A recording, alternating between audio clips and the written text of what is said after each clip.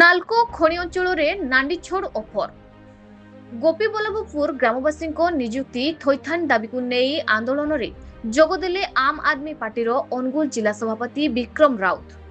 ନାଲକୋ ଖଣି ପ୍ରଭାବିତ ଅଞ୍ଚଳରେ ସ୍ଥାନୀୟ ବାସିନ୍ଦାମାନଙ୍କୁ ଯଥାଚିତ ନିଯୁକ୍ତି ସୁଯୋଗ ଥଇଥାନ ଦେବା ଦାବିରେ ଆଜି ବ୍ୟାପକ ଆନ୍ଦୋଳନ ଦେଖାଦେଇଛି। ଏହି ଆନ୍ଦୋଳନରେ ଆମ୍ ଆଦମୀ ପାର୍ଟି ଏଏପିର ଅନୁଗୁଳ ଜିଲ୍ଲା ସଭାପତି ବିକ୍ରମ ରାଉତ ସକ୍ରିୟ ଭାବେ ଯୋଗଦେଇ ଆନ୍ଦୋଳନକାରୀଙ୍କୁ ସମର୍ଥନ ଜଣାଇଛନ୍ତି। ଆନ୍ଦୋଳନକାରୀ ମାନେ କହିଛନ୍ତି ଯେ ଖଣି ଅଞ୍ଚଳରୁ ବହୁ ପରିମାଣର ସମ୍ପଦ ଉତ୍ପାଦନ ହେଉଥିଲେ ମଧ୍ୟ ସ୍ଥାନୀୟ ଯୁବକମାନେ ନିଯୁକ୍ତିରୁ ବଞ୍ଚିତ ହେଉଛନ୍ତି। ସେମାନଙ୍କ ଦାବି ହେଉଛି ସ୍ଥାନୀୟ ଲୋକଙ୍କୁ ନିଯୁକ୍ତି ଏବଂ ଥଇଥାନ। ଆମ୍ ଆଦମୀ ପାର୍ଟି ଅନୁଗୁଳ ଜିଲ୍ଲା ସଭାପତି ବିକ୍ରମ ରାଉତ ତାଙ୍କୁ ଉଦ୍ବୋଧନରେ କହିଥିଲେ ଯେ ଖଣି ଅଞ୍ଚଳର ଉନ୍ନତି ସହ ସ୍ଥାନୀୟ ଲୋକଙ୍କ ଜୀବିକା ସୁଚିନ୍ତିତ କରିବା ଅତ୍ୟାବଶ୍ୟକ। ସରକାର ଓ ସମ୍ପୃକ୍ତ କମ୍ପାନୀ ମାନେ ଏହାକୁ ଗୁରୁତ୍ୱ ଦେଇ तुरंत पदक्षेप नियंतु।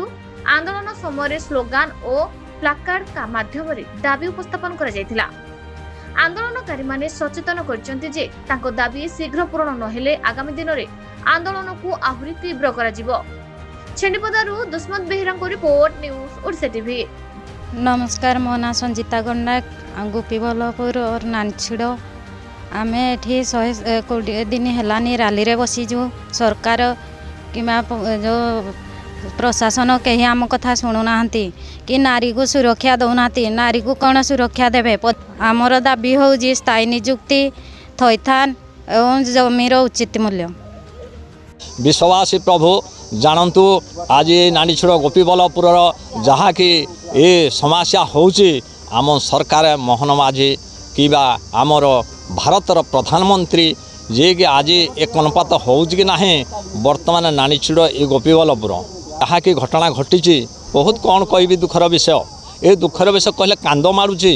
आउ ये जनजगत आमर जो माँ भौणी झील जेते समस्ते चाहिए जे आमर 7 पुरुष गोटे चाकरीटा देले किसी न हो चाकरीटा देले ये जो भिटामाटीटा चाष करुले माने पाइक चलुले। एबे आउ तो जमी तो सब से नालको सब पदा करदेला, बिलरा को सब पदा करदेला, आ नाल करदेला, से ठोक खानी बुलेदेला। गाँटा आ चलिया भारी कष्टकर। किंतु